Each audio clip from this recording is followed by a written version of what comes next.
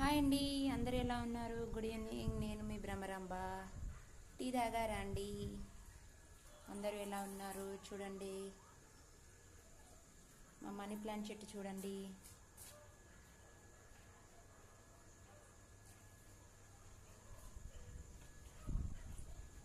ఈరోజైతే కొంచెం మా హస్బెండ్ ఇంట్లో ఉన్నాడని చెప్పేసి కొంచెం పని పెట్టిన. ఈడ తులసమ్మ చెట్టు చుట్టూ పిచ్చి చెట్లు గడ్డి అవన్నీ ఉండే తెంపేద్దామని చెప్పేసి వచ్చిన బయటకు. అన్నీ తీసేద్దామని తీసేస్తుంటే అమ్మ కూడా హెల్ప్ చేసింది. ఇక్కడ కూడా మందార పూల చెట్టు చూడండి, అమ్మ కూడా హెల్ప్ చేసింది. గన్నేరు పూల చెట్టు చుట్టూ కూడా పిచ్చి చెట్లు గడ్డి అవన్నీ ఉండే, అవన్నీ ఇంకా అమ్మ నేను తీసేస్తుంటే మా హస్బెండ్ కూడా వచ్చి హెల్ప్ చేసిండు. ఇక్కడ మొత్తం గడ్డి అవన్నీ ఉండే తీసేసినామండి. చూడండి మా కాలనీ ఎట్లుందో చూడండి ఒకసారి. ఇగో వర్షాకాలం వచ్చినప్పుడల్లా ఇట్లా వాటర్ వస్తాయి. దీని గురించి ఎవరు పట్టించుకోరు. ఆయన మేము చెప్పినా కూడా పట్టించుకోరు. వేస్ట్. అసలు ఇట్లాంటి ఏరియాలకు రావడమే వేస్ట్. ఇక వచ్చినప్పుడు మన బతుకు మనం ఏదో బతకాలన్నట్టు బతుకుతున్నాం, అంతేగాని ఇట్లుంటుంది. చెత్త చెదారం వేస్తారు చూడండి. ఇక మా వాళ్ళు కొంతమంది అంటారు, మీకేముంది ఇల్లు కట్టుకొని పోయారు అంటే చూడండి మా ఇల్లు ఎంత బాగుందో. 8.5 years అవుతుంది. 8.5 yearsలోనే ఇల్లు ఎట్లయిపోయిందో. ఇది ఒకసారి 4 years బ్యాక్ ఇది మొత్తం ముందు బాగా మొత్తం కూలిపోయింది. ఇట్లాంటి వర్షాకాలంలో కూలిపోయింది. ఇంకా అప్పటి నుంచి ఆ సీకులు అట్లనే ఉన్నాయి. ఇంకా మళ్ళీ మేము చేపియలేదు. అందరు అంటారు మీకేం తక్కువ ఇల్లు ఉంది, మీకేం తక్కువ ఇల్లు ఉందంటే మేము కట్టినోడికి మంచిగానే ఇచ్చినాము, పైసలు మంచిగానే ఇచ్చినాం, కానీ వాడు కట్టడం చక్కగా కట్టలేదు. అయితే మేము మెట్రోలు తెచ్చుకొని వానికి డబ్బులు ఇచ్చినా అయిపోతుండే, కానీ మేము మెట్రోలు తెచ్చుకోకుండా మా పనులలో మేము బిజీ ఉండి మేము మొత్తం పైసలు వాడికి ఇచ్చినందుకు వాడు ఇట్లా చేసేసిండు అన్నట్టు. మా ఇల్లు చూడండి ఎట్లుందో. మాలాంటి వాళ్ళ ఉసురు కంపల్సరీ తగులుతుంది వాడికి. ఎంత కష్టపడమో మాకెరక.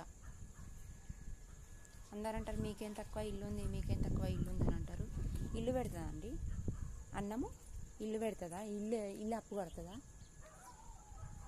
బంధువులు అట్లనే అంటారు, రిలేషన్లో కొంతమంది అట్లనే అంటారు, చుట్టుముట్టు మనుషులు అట్లనే అంటారు. వీళ్ళకేంది ఇల్లు ఉంది అంటారు. ఇల్లేనా పెట్టేది? ఇల్లే పిల్లలకు స్కూల్ ఫీజులు కడుతుంది, ఇల్లే అన్నం పెడుతుంది, ఇల్లే ఇంటి పన్ను కడుతుంది, ఇల్లే కరెంటు బిల్లు కడుతుంది కదండి.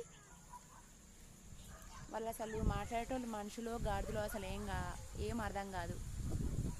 అసలుకి ఏం అర్థం కాదు. వాళ్ళు మనుషులు గాడిదలో అసలు ఏం అర్థం కాదు. మీకేం తక్కువ ఇల్లు అని మాట్లాడుతుంటారు. చూడండి ఇట్లాంటి ఏరియాకి వచ్చినాము. ఎందుకు వచ్చినామా అనిపిస్తుంది. బాధపడుతున్నాం. వీడికి వచ్చిన మా పిల్లల కోసం చాలా బాధపడుతున్నాం.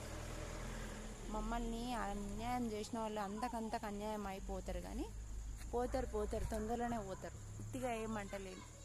మేము కష్టపడ్డా ఏం కాదు, కానీ మా పిల్లలు కష్టపడుతున్నారు కదా. చూడండి ఇల్లు చూడండి. అక్కడే ఉండి అక్కడనే బతుకుదామంటే అక్కడ బతకనివ్వకుండా మమ్మల్ని ఇట్లా చేసిరు, ఇంత దూరం పంపించి.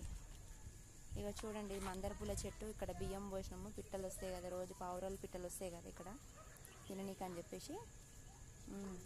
రేవంత్ రెడ్డి గారు ఇచ్చిన 3 నెలల బియ్యం అయితే పిట్టలకే అవుతున్నాయండి. అంతకుముందు 1.5 నెలల నుంచి కూడా పిట్టలకే అవుతున్నాయి. ఎందుకంటే అంత మంచిగా రావట్లేదు బియ్యము.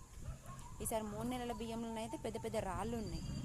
మేమైతే రేషన్ బియ్యం కూడా తింటాం. మేము అట్లా అంత ఎక్కువ ఏమి చూపించము. ఏ ఫుడ్ అయినా తింటాం. కడుపు నిండిందే లెక్క అన్నట్టు తింటాం, కానీ అందరి లెక్క ఏతులు కొట్టేటోళ్ళం కాదు మేము. కాకపోతే ఘోరంగా ఉన్నాయండి ఈసారి బియ్యము, తినలేకపోయినాము. ఇంకా 3 నెలల బియ్యం అయితే పిట్టలకు పావురాలకే అయిపోతున్నాయి. సరే మనుషులకు పెడితే నియత లేదు అని కనీసం ఈ మూగ జీవాలు తినన్నా కొంచెం అవి తినడం వల్ల మా అలాంటి వాళ్ళకి పుణ్యం అన్నా దక్కుతుంది కదా అన్నట్టు పోస్తున్నాం. చూడండి. అయినా మీకేం తక్కువ ఇల్లు ఉంది కదా అనేటోళ్ళను నాకు ఒక్కోసారి అనిపిస్తుంది, చెప్పు తీసుకొని కొట్టాలనిపిస్తుందండి. కానీ నేనేమో ఇక్కడ, వాళ్ళేమో అక్కడ కదా. నేను చెప్పు తీసుకొని కొట్టినా కూడా వాళ్ళకి జరగదు కదా. ఏం చేద్దాం? వాళ్ళ బతుకులు వాళ్ళు బతకరు, మిగతా వాళ్ళు బతికితే ఓర్వరు. ఎందుకంటే మనుషులు ఇట్లా ఇంత ఘోరంగా తయారవుతారు. ఏమో మా దాంట్లోనేనా లేకపోతే నా చుట్టూ సమాజమేనా అనిపిస్తుంది ఒక్కోసారి, కానీ అందరూ అట్లానే ఉన్నారు దరిద్రులు. చూసినా మంది మీద వాడు ఏడవడం.